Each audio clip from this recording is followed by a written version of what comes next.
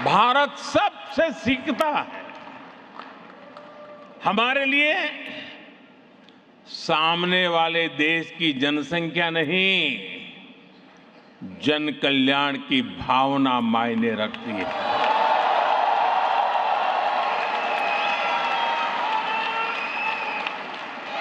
और इसलिए हमने न्यूजीलैंड से भी बहुत कुछ सीखा है और अब भी सीख रहे हैं। न्यूजीलैंड दुनिया का वो देश है जिसने सबसे पहले महिलाओं को वोटिंग का राइट दिया था।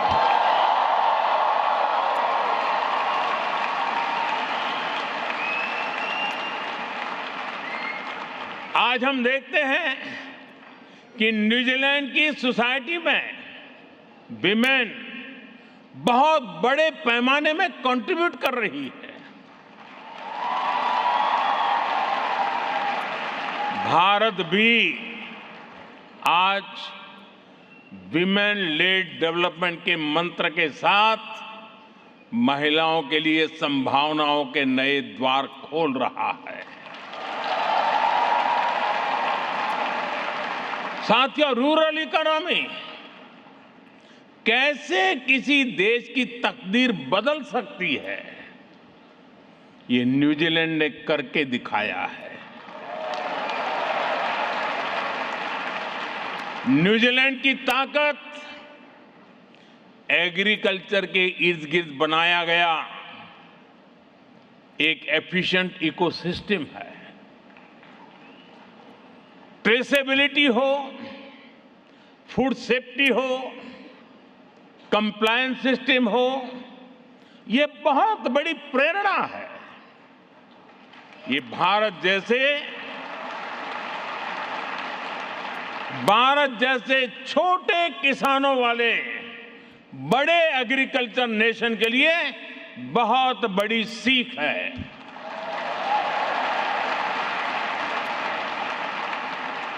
न्यूजीलैंड ने जेस्परी मॉडल से दिखाया है कि छोटे किसान भी बाजार के एक बड़े ब्रांड बन सकते हैं।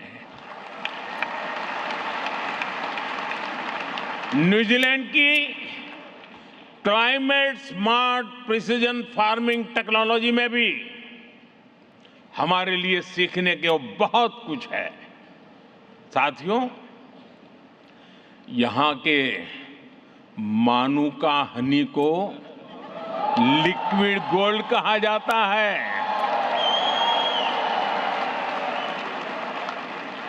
जैसे यहां हनी ट्रेडिशन और टेस्ट के अलावा हेल्थ एंड वेलनेस से जुड़ा है, वैसे ही भारत के आयुर्वेद में भी हनी का बहुत बड़ा महत्व है। आपको ये जानकर अच्छा लगेगा कि भारत में भी हम बी कीपिंग को लेकर एक मिशन चला रहे हैं। इससे भारत में हनी प्रोडक्शन में काफी बढ़ोतरी हुई है और आजकल तो हिमालय की ऊंचाइयों से जो हनी आता है वो गोल्ड का डायमंड बनता जा रहा है।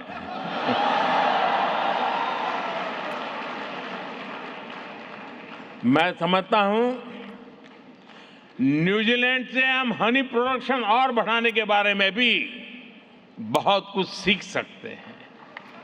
साथियों, इस साल इंडिया न्यूजीलैंड स्पोर्टिंग रिलेशंस को 1 साल पूरे हो रहे हैं।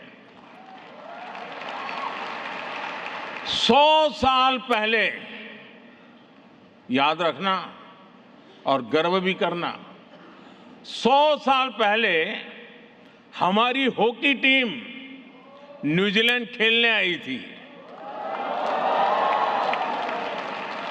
और उस टूर में मेजर ध्यानचंद के शानदार परफॉर्मेंस की हर तरफ चर्चा हो रही थी। उनकी हॉकी ने न्यूजीलैंड के लोगों को भी, उनका भी दिल जीत लिया था। साथियों, कंटेंट क्रिएटर्स की भाषा में कहूं तो ये कॉलैब का जमाना है। न्यूजीलैंड और भारत स्पोर्ट्स में भी बहुत ही शानदार कॉलैब कर सकते हैं। जैसे एक उदाहरण रग्बी का है। मुझे अभी भी बताया गया है कि कुछ देर पहले ही ऑल ब्लैक्स ने रग्बी के मैच में शानदार जीत दर्ज की है।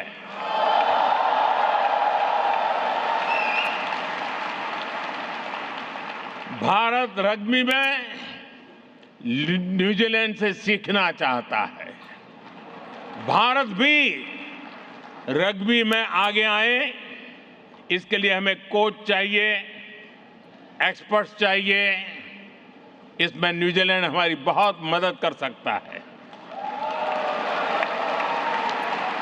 हाल ही में भुवनेश्वर में न्यूजीलैंड रग्बी और रग्बी इंडिया के कोचिंग प्रोग्राम को मैं एक अच्छी शुरुआत मानता हूं।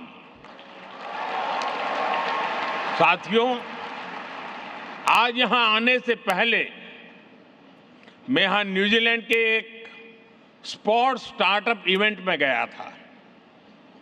स्पोर्ट्स टेक में हो रहे इनोवेशंस ने, नए आइडियाज ने वाकई मुझे प्रभावित किया।